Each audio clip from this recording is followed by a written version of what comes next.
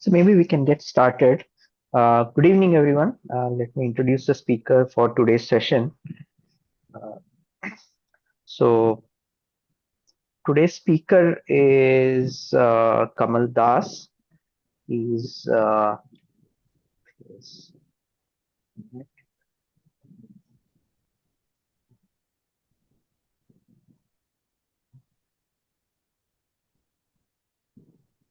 Yeah. So Kamal Das is a senior research scientist in climate and sustainability group at IBM Research. He has deep expertise in geospatial data and extensive industry experience. He specializes in deriving valuable insights and delivering innovative solutions. He has been instrumental in pioneering initiatives such as the Prithvi Geospatial Foundation Model, which was developed in collaboration with NASA, and the high resolution daily soil moisture service, which has significantly advanced precision agricultural practices amongst numerous other contributions. So in this talk, he will provide a detailed walkthrough on the track 1 of the hackathon, the problem about crop identification using satellite data. And he will begin with the problem statement along with the data sets and features, and then how you can improve the solutions. So a couple of announcements on the talk, logistics. So there is a Q&A session, tab. If you don't see it in your Zoom client, if you click on the more tab, you will see a Q&A. Post your queries. If you have, you can type them in the Q&A session, and our colleagues will try to answer them during the session itself. You can also raise your hand and ask the queries to Kamal, and he can address them. So for that, you may need to unmute yourself. Uh, Unless you're asking questions, please keep yourself muted. And Kamal may not be seeing the queries, so maybe you can also raise a hand, and you can then we can request him to pause and take the questions. Okay. Over to you, Kamal. Thank you, Pritam, for that introductions. And good evening, every participants. Thanks for joining. Pritam, just for completeness, we have our colleague Manikandan who joined. Can make him co-host so that Mani can also look through the Q&A and try to answer there. Thanks, Mani, for joining. So we have Mani from IBM Research. He's a senior research scientist, and he'll be also uh, you know help us through answering some of these questions you are posting in the Q&A. So to get started, let me quickly flash my screen. That is the same screen what you see in the hackathon page, right? So and then we'll start from there. So I want to share my screen. So how do I do share desktop? Okay. Yeah, I think you can see my screen, right? Yes, we can see it. Okay, great.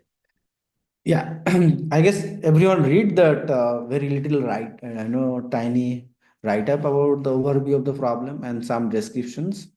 And if not, you can read again. But I'll try to explain in further details what we mean to solve this problem as a India AI GenAI hackathon. So this is a problem where we say that crop identification using satellite data and AI, right? So essentially, crop identification problem is an age-old problem, and this problem has been handled through various approaches over the time. Started from a traditional machine learning approach like classifications and then different kinds, and then gradually the CNN has been traditionally used along with the satellite data.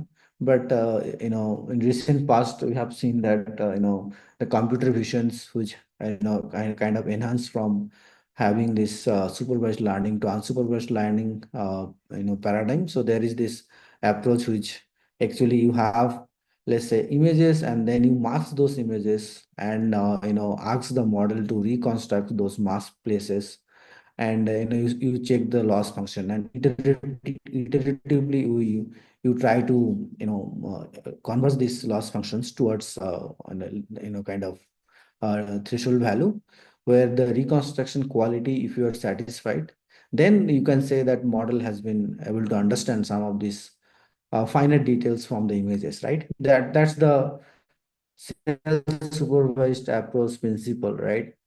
In this process, model has learned a lot of things in computer visions.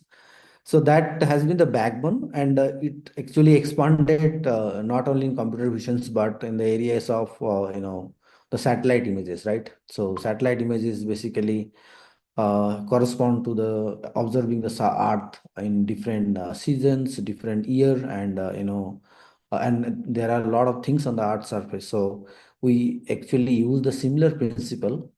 We actually take the satellite images, and then throughout the year, different locations covering the diverse climate conditions, and land use, land cover type, and different season, and ask the model to reconstruct some of these mass places. And that's the way we train the model. And one of this model we call Prithvi, which is kind of a first of kind geospatial foundation model. And then you can find a lot of other model as well, similar to Prithvi or even advanced versions of Prithvi, right? So we'll come to that part later on in this discussion. But coming back to this model, right? Once we have this kind of fine-tuned model, then that model can be utilized for different kind of downstream applications. And for adopting such model for downstream applications, you need some label data, right? It's a ground truth data. So in this particular hackathon track 1, we actually curated this data, which is crop identification across 4 states.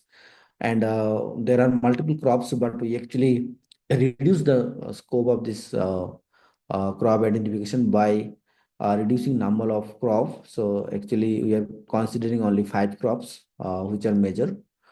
And then this data set is basically tokenized, right? We created the patches, right? The patch is like 256 by 256 in X and Y directions, and each of these pixel is basically 10 meter by 10 meter resolutions. Keeping in mind that the input images for these patches are Sentinel-2 satellite observations, which has been again has multiple bands with multiple resolutions. So we keep, we kind of pre-process them and make them all of them as a 10 meter resolutions. So that's basically overview of this entire hackathon scope. Now we have also provided a boilerplate, which is sort of very baseline model. Reading the data, do some parameter settings at the initial values, and then you run some iteration or POC, and then we actually share some numbers which are very baseline. And from there, how we can improve the accuracy and all. That is the basically the community or the students who have participated in this hackathon. We want to see how you can use your innovative ideas around, let's say, hyperparameter tuning, or let's say algorithm point of view, or even from the data point of view. So I'll also put some lights around that. If you want to take some of these ideas which are which can help to enhance this model performance on the test data. So that is kind of overview. So I guess the write-up is very shortly described that specifically crop identification for India region, right? It has been a challenging. The reason is basically the field size, right? So think about a country like US, where you have kilometer by kilometer in the same crop, whereas in our Indian setting, right? If you go to some basically states where even per person per farmer land holding is not even 10 meter by 10 meter, right? So that's the challenge we see. So it is basically very heterogeneous. Even field by field crop may change, and also the farmer may basically practice different cropping seasons, right? For the same crop, like you take an example, right? Wheat or corn, or any other major crop. right? We approximately see the sowing date also greatly varies from one state versus other state. So that makes this problem a little complex. So simply applying the AI knowledge or computer vision knowledge might not able to solve or enhance the problem. I mean, the accuracy. There is a great amount of contribution can come from the domain understanding, how the crop grows, how the crop phenology changes over sowing to harvest, and how we can encode those informations through some proxy data or some sort of the domain understanding, including encoding in this machine learning approach way to encode those information that might help. So we'll also give some examples which are those kind of uh, proxy data can be, right? Okay, so I guess that's the introduction part. If there are any question, I can try to take, or otherwise I'll go for further descriptions about the boilerplate and also the data part.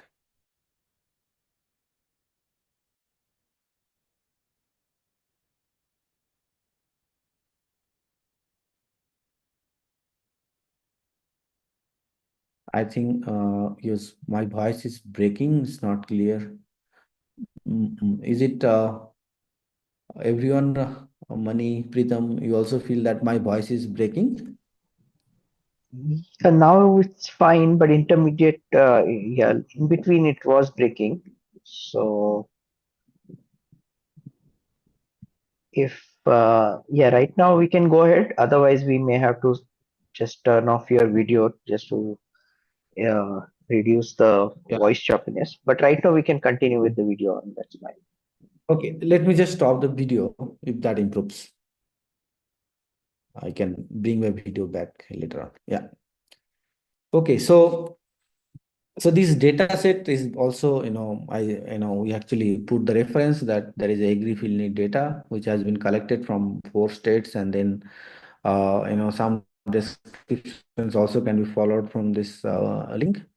But essentially, we actually curated this data and modified it to fit this purpose of, you know, not considering all these 13 crops, but only consider the major crop like gram, maize, mustard, sugarcane, wheat, and all the other crops we club together as other crop kind of the group, right? So in this process, we reduce number of classes. So this is a traditionally or basically segmentation task. If you want to use this geospatial foundation model, and we actually wanted to see to use this TerraTots, which is basically a geospatial fine-tuning toolkit to fine-tune this particular task using various geospatial foundation model. So one of the model we use in the boilerplate code is PTV version 2, and there are various other kind of model can be also used, and it supports by TerraTots. So I think I'll go directly to the TerraTots. I think I already saw this GitHub page. This is open source library developed by IBM Research to support various fine-tuning tasks in the geospatial such geospatial model. So PTV is one of them, and there are various versions of PTV, right?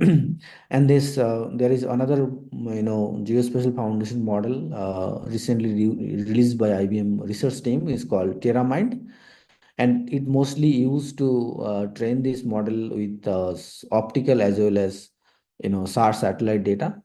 And along with that, there are various crop phenology data and elevation data also has been used.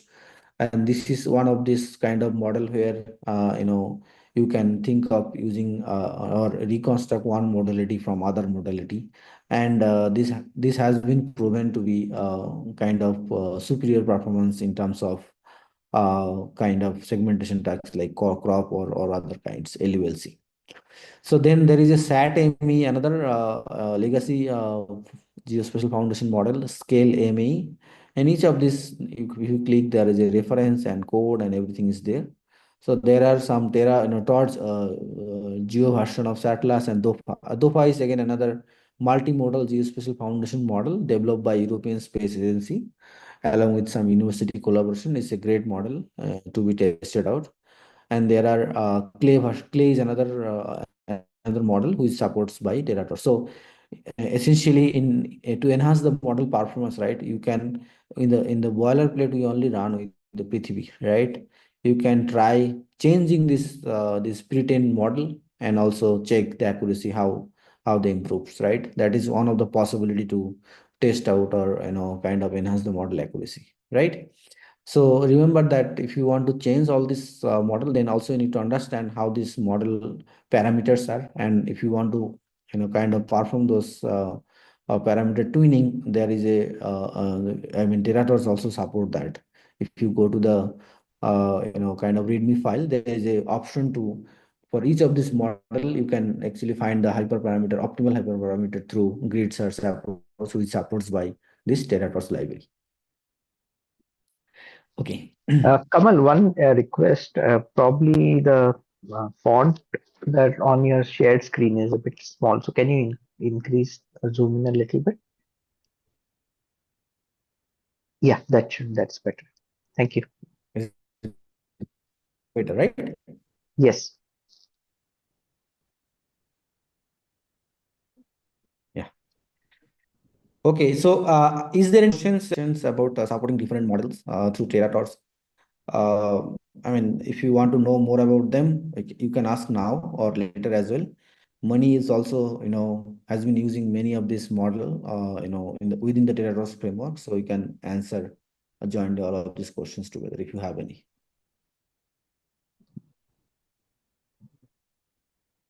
No question?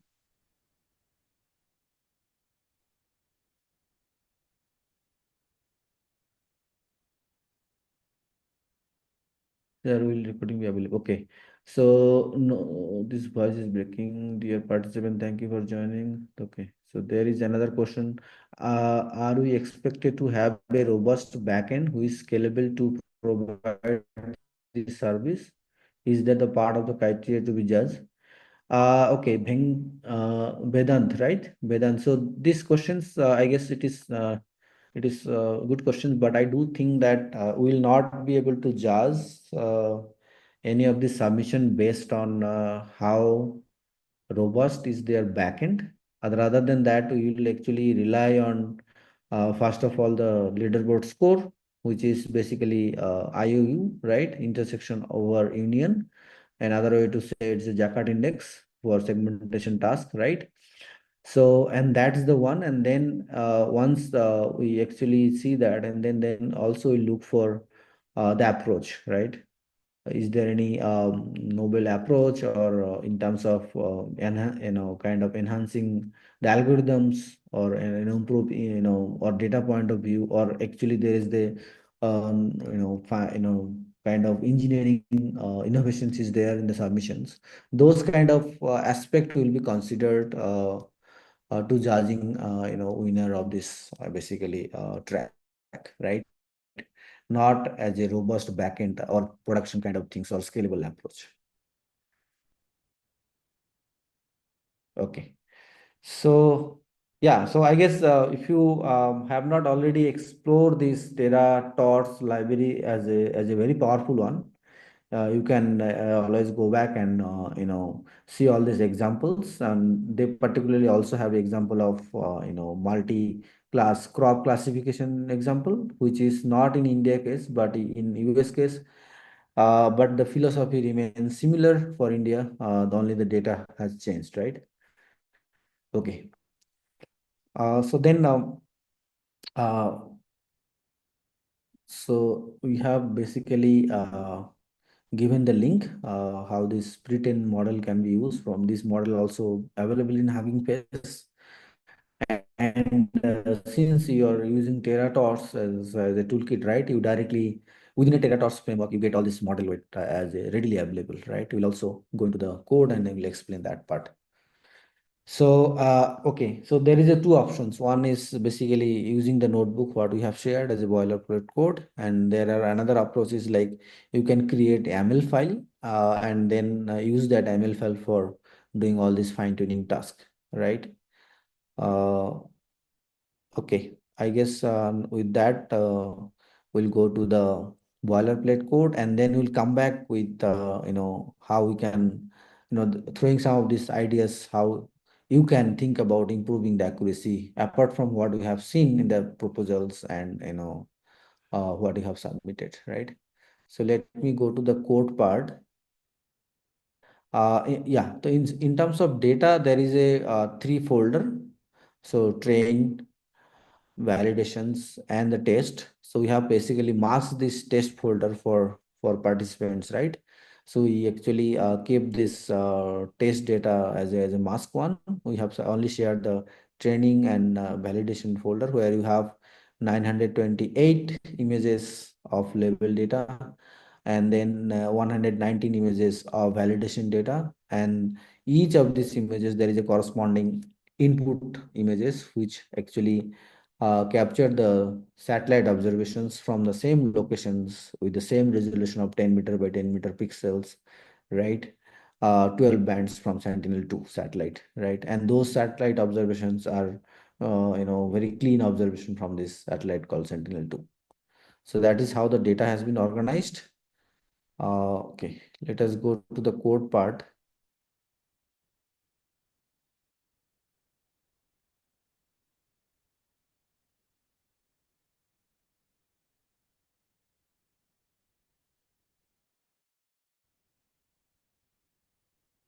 Okay, so I guess this was added because of we want to get this input data, in the workspace. So it start with installing the pref, this Terratos library with the prep, right?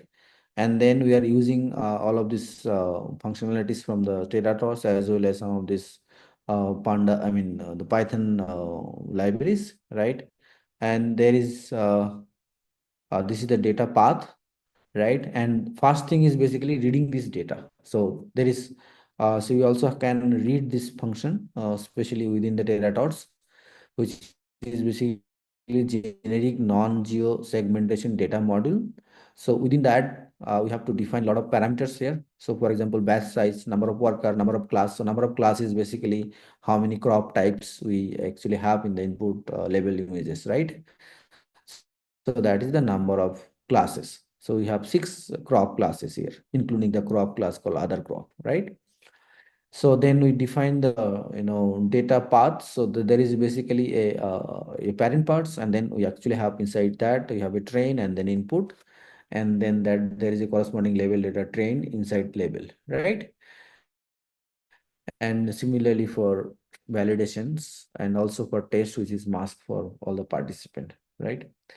And then we also basically provide where you want to do the predictions, right? So you want to also, as a student, you don't have label data for test classes, but you already have the access of input images on the test data, which you can use to predict the crop classes on those test images, and that will be used for assessing the performance, right? And of course, we also share this text data where we have this, file names, and actually there is a graph you can use for reconstruct back the input images and also the label images, right? So there are some, kind of, task, data augmentations. You can use different kinds. So here we already show that two of them, and we don't transform any of this validation and test data. So since this data comes from different ranges, right? These are reflectance values. They have different ranges, and we need to normalize them before model train, right? So this is a kind of standard practice.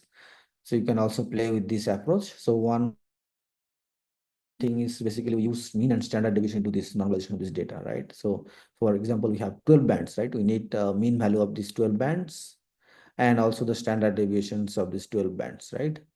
And there is basically something called no label replace. So there is all many of this pixel, right, where there is no label data, right, will be use -1 for them, right? So for example, if I open my internal notebooks here, so if I just try to plot after reading this data, if I plot them, right, so this is like RGB composition of 3 bands, right? Green, blue, red, blue, and green, right? And then this is kind of label data, right? So we can see there are only few pixels where we have the level, ground truth level, and these are the crop fields, right? Rest of the pixels we don't have any value.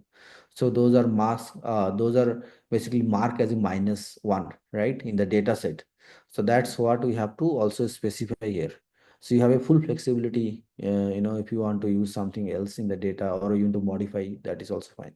So it is one way to say that whenever there is a level images in the TIFF file, -1 value is there, so that considered as a no level data, right? So now we actually have data model for feed and predict. So feed will be used for the fine tuning, and predict will be used for predicting on those images, right? You can also see some of these images by plotting them. And this particular block is about some of the setting and also hyperparameter. For example, batch size, right? This is one of the hyperparameter. This actually is not the optimal one we have set here. You can try to change it and see the model performance, right? The epoch. So this is just for one run, one epoch we have run it. And learning rate. Again, this is a hyperparameter, right? Those who are learning or exploring machine learning or AI, right? These are the parameters which greatly influence the model performance, right? You can also play with these parameters. Weight decay is another hyperparameter. Head dropout. This also you can vary these values in different ranges and check the model performance, right? Since we have 12 bands on each of these input images, you can use all of them, or you can actually reduce some of them. And if you just let's say you want to use only three bands RGB, 2, 3, and 4, right? That's then you can just specify three bands and you can remove all other bands. Then model subsequently model will use only these three bands, right? So there is flexibility, right? You can have all of these bands together to train this model, or you can mask some of these bands and to train, go for fine tuning. Okay, so some of the statistics I put here. So there is a gram, maize, mustard, sugarcane, wheat, and other crop. How many pixels we do have level values, right? And if you want to compute in a percentage wise, you can have this percentage numbers as well. Now, since this problem is highly class imbalance problem, right? So there is a great there are some approach which help us to resolve this issue of class imbalance one.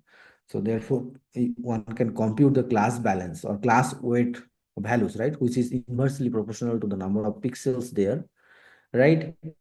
And one thing need to enforce is that number of, I mean, the class weight, some of this class weight should be one across the six classes, right? So after having this class weight, so most likely you will have highest class weights for the class where you have least number of pixels, right? Level values. That's how it means, right? So you can specify that class weights to somehow balance out this in class imbalance issue through this class weight, right? So there are some log input parameter, how you want to save all these parameters. So for TensorBot loggers, you can specify where you want to save this in your convenient way. I guess these are all can be saved in Kaggle my workspace space, right? So here you can change validation numbers. So multi-class Jaccard index, I mean, what you want to monitor, right? So those kind of things you can specify here. You can check the terators, and you can configure with more other options.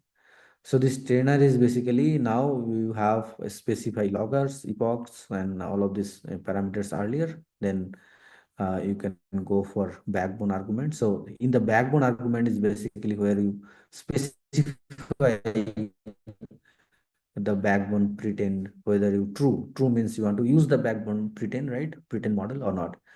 So true and false. If it is true, then you have to provide that backbone. And since you are using terators, you can provide all of this as a Prithvi option, right? Prithvi 300.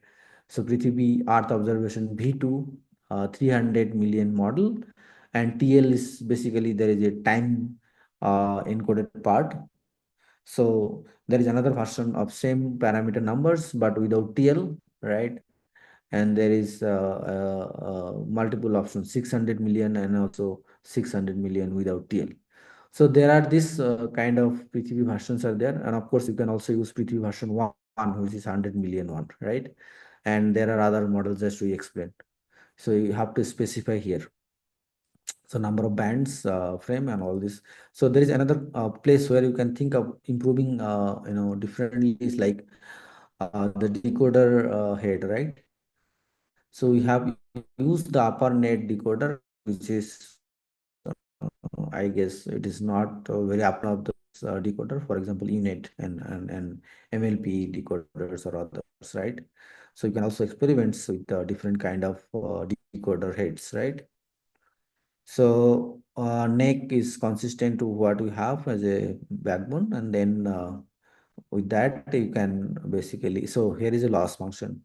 So you have to be very mindful that you are using dice, but there are various other kind of loss functions, and you can also kind of composite it with other kind of loss functions or two, three loss functions together, or you can devise one of your own for this particular task and use it for this fine tuning task. So once we define all this trainer part, and then we go for trainer.fit. So it actually reads the model arguments and the data module. So then it start the model training. I'll stop here to check if there are any new questions or comments. I guess I want to have a kind of interactive sessions with all of you. If you speak, then it will be better to understand your pain so far, what you have not able to understand through your reading and all. We can actually try to clarify those doubts if you have any.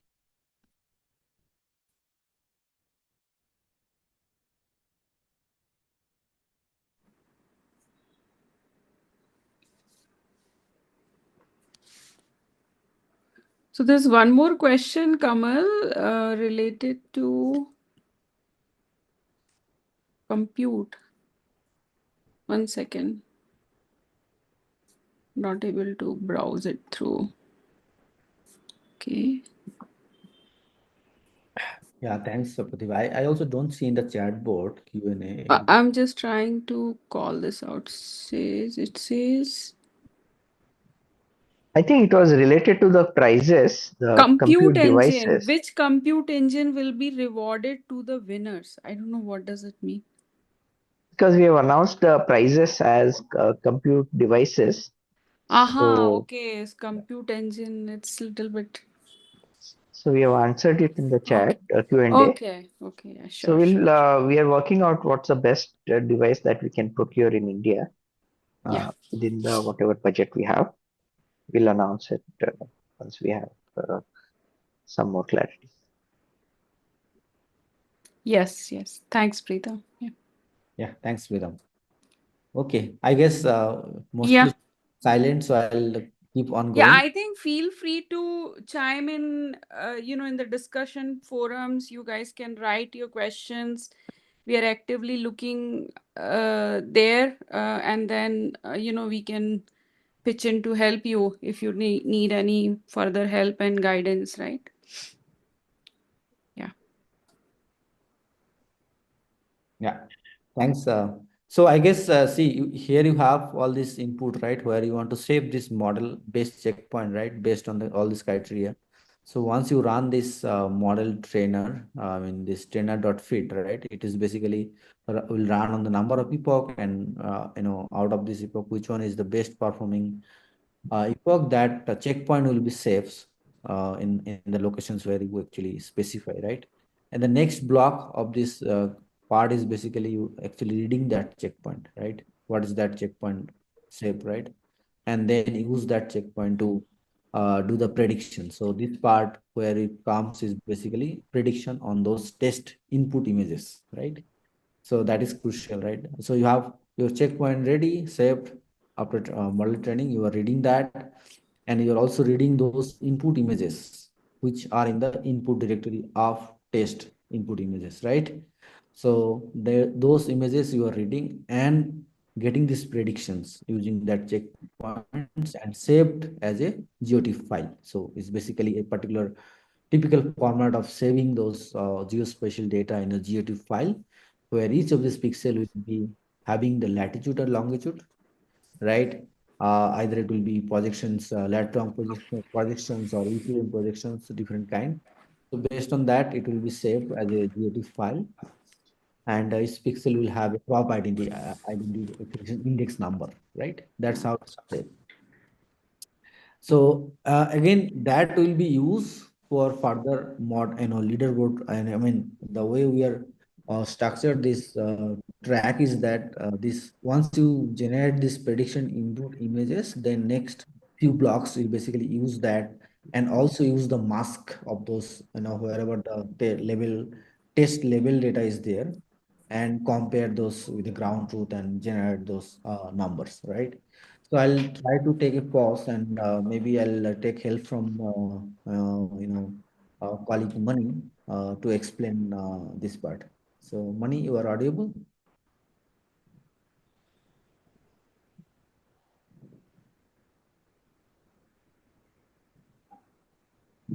Hi Mani, can you hear me?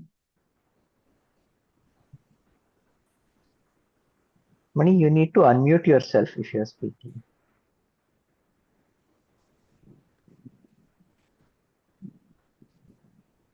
Okay. Once he come back, we can ask request him. So it is basically a very typical approach in Kaggle. They call it RLE file, right? So it is basically getting all this label data into particular format, where each pixel, I mean each image will have image ID, and then how many number of class of crop is present there, and each of these crop pixels ID, and let's say for example particular pixels surrounded by let's say crop wheat surrounded by few pixels, 5 pixels, right? Then crop ID, let's say for wheat, and then five consecutive ID of those pixels will be counts. So this is a typical format of saving all this into that RLE file. We are following that notions in Kaggle format, and then once you submit that, that will trigger that evaluation part, which is only we are considering IOU, that intersection over union. But essentially, in the back end, we will also look for other, kind of index. For example, we mentioned here.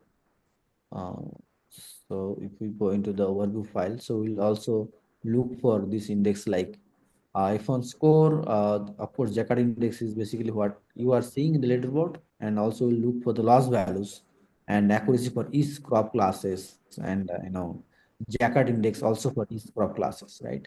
So these are list of this accuracy metrics we are going to assess based on your submission, right? For ranking each of the submissions. And apart from that, we are also going to use the approach, right? If there are innovative approach in the data side, model side, or some other angles you brought in this entire fine tuning task, that will be also valued through some ways, right?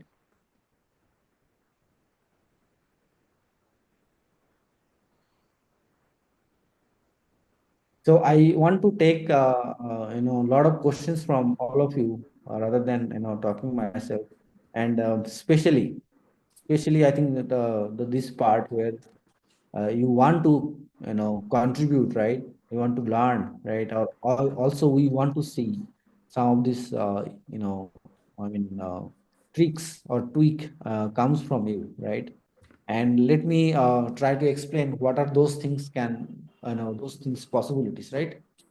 So for example, crop classification or crop segmentation, right? It is all about the things what is been growing in by farmer for a particular season. So the data which we shared is basically for 2022 a Rabi crop season. So right, Rabi crop season starts somewhere in November or December, right? And it can go up to March, April till May, depending on the crop type. So if that some of the crop needs for 4 to 5 months or longer, then they actually they actually harvest it somewhere around April ends or May first beginning, right? So then the ideal question is that the data set what we have shared, the Sentinel-2 bands, right? Are those bands captured the optimal crop phenology, right? That's the question comes from maybe if you are domain expert, you want to enhance this data, right? So then we have shared only one snapshot of the Sentinel-2 images. So is there any other snapshot which captured the better variability of the crop phenology, right? I mean, I'm just throwing some of these ideas, right? Or let's say instead of taking only one snapshot of the satellite observations, what if we take two or three or four, right? And somehow we superimpose them and use as a input features to fine tune the model, just to better represent the crop logic, what happening in the ground with respect to one snapshot versus multiple snapshot of this Earth observations, right? Satellite images. So that can be one approach. So now only we have shared the optical satellite data. So of course, optical satellite data is great, right? They can, if you actually compose them into RGB channel and visualize them, then what we see, human people, I mean, what human sees is most closely to that RGB images, right? But for crop identification, how these different wavelengths, right, in the NIR zones or SWA zones, right, how those different wavelength and their reflectance value varies from one crop to other crop, right? If there are some ways to encode some of these indices for particular crop, which can help to enhance the accuracy. Of course, there are multiple ways to do that, right? So for example, if you just simply do some EDA, exploratory data analysis on the data what we have shared, right? Take a example of crop wheat, and you take all the pixel values of wheat from all this data, right? And you just plot wavelength versus or reflectance value of wheats on different fields, right? You'll see some pattern, right? There is a pattern of all these depleted values. They will have some bandwidth of information varies from wheat, and you change the crop to other crop and you will see a different pattern, right? Now think about how this pattern can be encoded into this fine-tuning task. Of course, when you use this advanced version of this, geospatial model, we expect that this model will take care all of this. But there are, there are great ways to enhance those model understanding by also doing some data engineering from domain point of view. So then, second thing we mentioned about the SAR data, right? If you are aware about the synthetic radar aperture data, this data mostly captured the surface characteristic. I mean, how the surface roughness, whether it is covered by concrete or different proper, different kind of um, I mean, this mostly capture the surface roughness, right? Roughness. When you say roughness, it can greatly use for distinguish between one crop versus other crop from the point of roughness parameters, right? So if I take example of wheat versus corn, they may look similar in early cropping stage, but as they started growing, right, their roughness changes because in the corn, the leaf is much bigger versus in wheat, right? So accordingly, the SAR backscatter values are going to vary it. And how we consider those SAR data, whether you are considering all those SAR data in a two bands like VB and VAs, or you are basically process them in a sigma versus gamma. Gamma is another way to process that. You can actually have instead of two bands, you can have four bands, right? So other one is going to help you on normalizing all those viewing angle, right? How the satellite sees. So there is a great potential of using SAR data, and there is a couple of options you can use. One is the Sentinel-1 from European Space Agency, which will give you the 10-meter resolution data. Right, there is not much of data processing there, right? Since it is 10-meter. But then there is another option from ISRO called the satellite called EOS-4. So EOS-4 is a similar satellite like the Sentinel-1, but that will give you the other kind of polarization like HH and HV. So horizontal and horizontal vertical. Whereas center is going to give you vertical and vertical horizontal, right? So, and the other difference between these two satellites is that the US4 is basically 80-meter resolution. So it's a little bit coarser, right? So if you can use that satellite data, and that definitely actually have seen in other different experiment that this SAR satellite also carry a lot of informations about vegetations, right? That may enhance the model performance, right? And of course, weather data, which is low-hanging fruits, right? Weather data is easily available. You can use that data also to give some proxy, right? Because some of these crops need very particular weather conditions, right? And if you give that informations along with the satellite observation, that might model able to distinguish different crops, you know. So is there any question so far on the data side? I mean, these are the possibilities we just mentioned. There are various other possibilities you can think of, right? For example, if you think like, when you fly, in a aeroplanes, right? If you take a window seat and look into the Earth surface, we see all these boxes, very nicely painted boxes. Those are basically the crop field, right? So if you think about having all those boxes like field boundary, and are those field boundary can also help to identify this crop, because essentially finally you want to identify the crop within that fields, right? Not outside the field, right? Just throwing some of these wild ideas on the data side.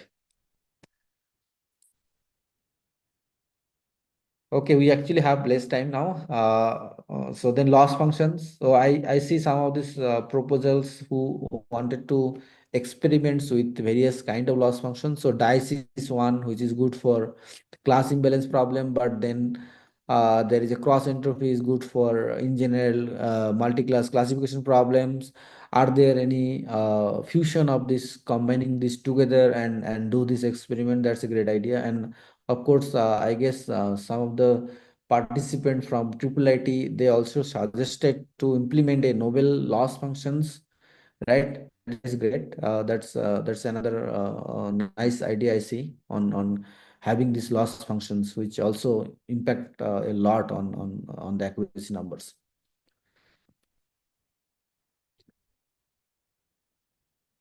Then typical one examples we show is that NDVI. We all understand, right? NDVI is basically a crop phenology indicator. The more greener is more healthier the crop, right?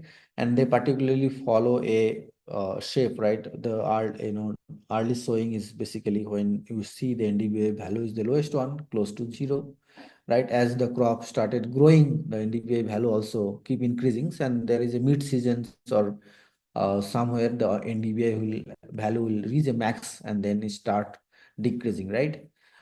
So instead of, let's say, one snapshot where we just use that input data, so if you can encode those multiple crop stages and their NDVI value, right? That definitely helpful for model to see the variation of NDVI value. Because, for example, again, if you go back to the maize versus, let's say, other crop, right? Height, I mean, it's a 6 foot or maybe 7 feet taller crop, right?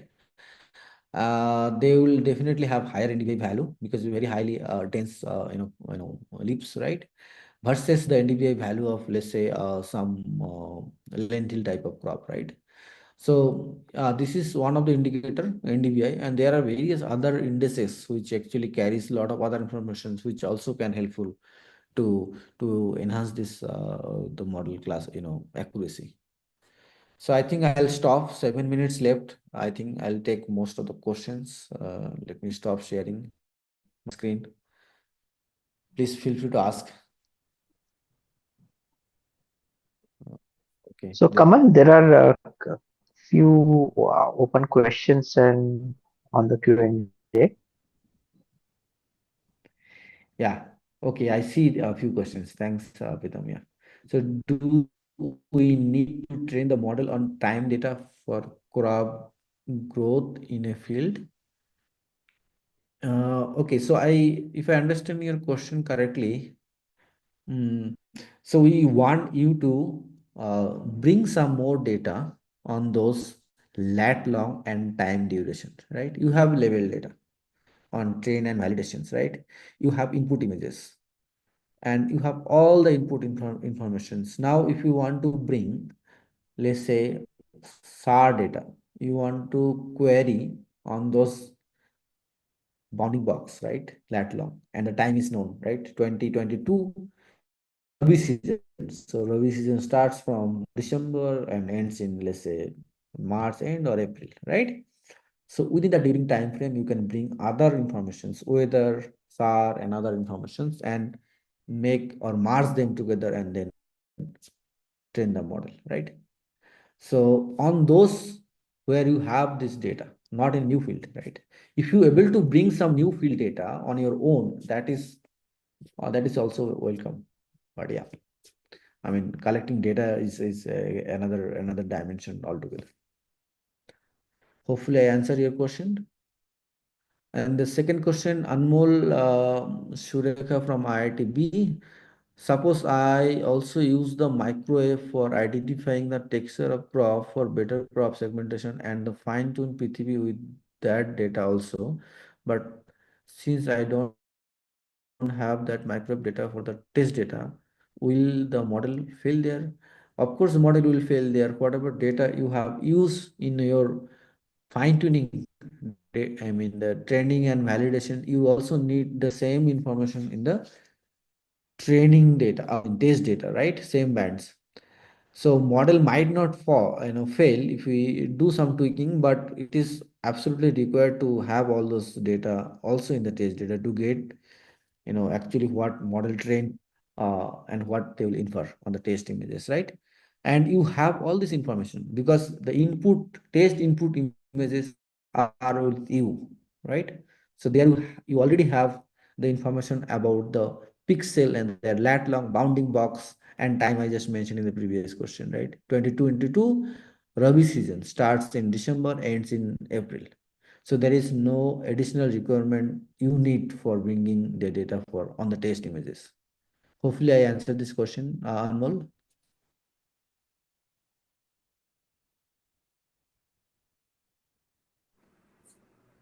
Yeah, okay, great. So then Nitish Vishwas, does the data have time data? Explicitly, there is no time data mentioned in the data sets, but I do mention here that this data comes from the Rabi crop seasons in 2022, and that has a time duration typically the crop calendar what we see in this four state, which starts from somewhere in December, maybe end of November as well, till March, and can continue for April as well for few crops which are having longer sowing time, right? So mostly, I guess January, February, and March. These are the 3 months where you will get better, you know, signal from the satellite data about this crop. Okay, hopefully I answered this question, Nitish. Yeah, but I think I see one more open question from Anmol at later point. Oh, yeah, thanks. I mean, I'm going there. So there is a direct question to Mani. I cannot find SAR indicator. Yeah, I think it's good if you can speak up. Chatting in between, it becomes difficult to have the context. So, Anmol, if you're there, please speak up. We will appreciate that. Yeah, so Kabilan, let me answer this question. I cannot find SAR indicator in the given input data. It is not there. In the input data, we have not shared the SAR data. If you want some help, we can do that. And it is not very difficult to do. If you go to something called Bunidhi, right? Bunidhi is a website developed by ISRO. and all the satellite from ISRO along with other satellite like Sentinel-1, Sentinel-2 shared in the same platform called Bhunidi. So as a student, you need to create a login and you create just a polygon. These are my polygon and these are my time. It will pop up all this, after searching, it will pop up all these images. You can easily download and you can use the process them and use them for this task, right? It is something to learn from yourself to, how you can get all this data.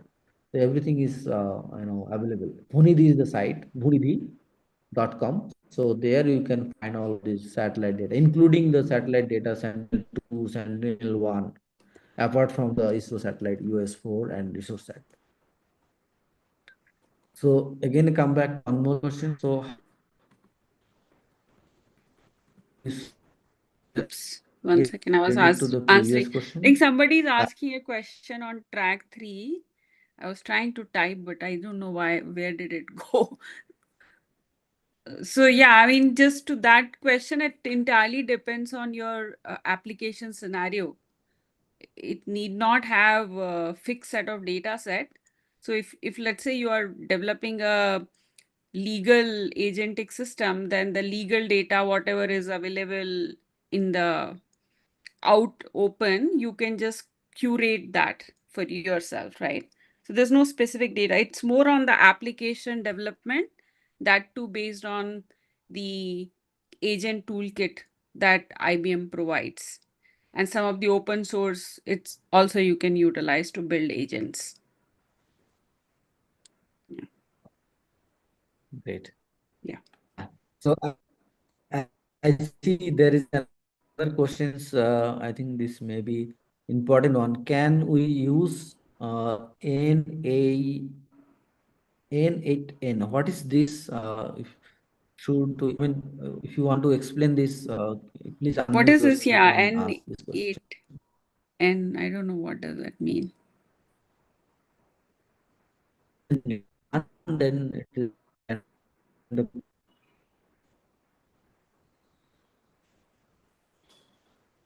Yeah, we don't know what you mean already to say here. access What of is Google Earth Image, that's a N8N? great place to.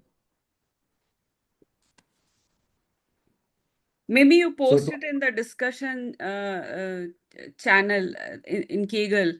I'll pick it from there. I don't know what you are asking. Yeah. Mhm. Okay.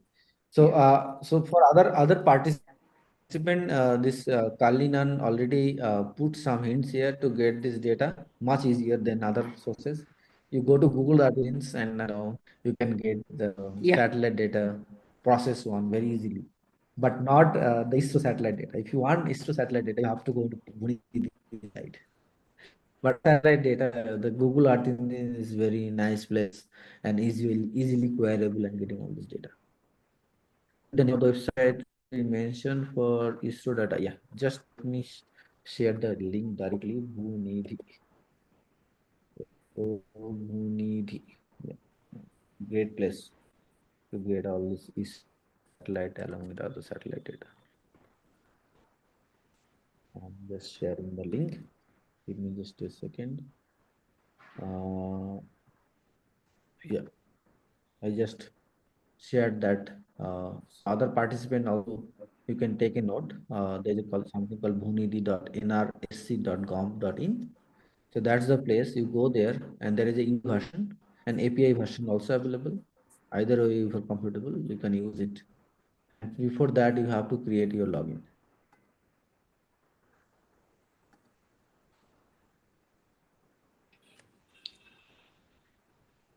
Okay. Okay. Oh, actually, that's Pratibha, your questions. Anmol, it is Which a one? agent builder kit. Oh, Yes. I saw a that can couple use of track 3 specific N8N. questions. Yeah. Yeah, I don't know what does that stand for. So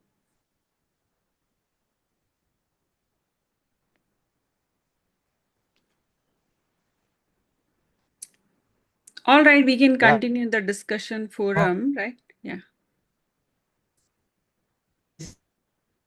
those questions if you have any. Yeah, was great to see, but we want.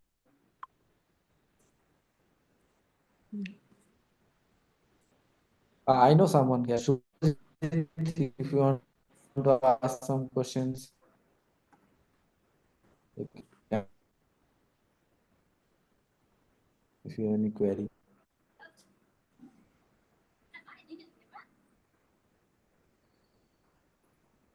Shubhajit, I remember your proposal was excellent on then speak on ask questions if you have any. I don't have any questions right now. Yeah, thanks, sir. Yeah, so those who have joined track 3, just watch out on the discussion channel there and post your questions. I would encourage you to post questions there, and we will be there to help you and guide you. Yeah. Okay. Thank you. Thanks, Kamal. Yeah. Thanks, Pratibha, Yeah. Pritam, and all the participants. All the best, and feel free to drop your questions in the discussion session. We will be monitoring and answering on timely basis. Yeah. Thank you. Thank you everyone for joining and for an interactive session. Definitely, you can post the queries. There is a discussion feature in Kaggle, and you can post your queries, and experts from that domain will answer your queries there. So we can take the discussion from here. This session's recording also will be made available on YouTube.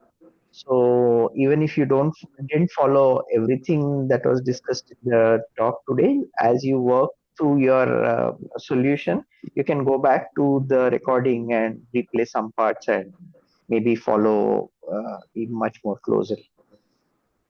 So thanks for joining again and have a nice evening. Close the session now. Thanks, Preetham. Thanks, Vishal. Thank you. Bye. Thank you. Bye.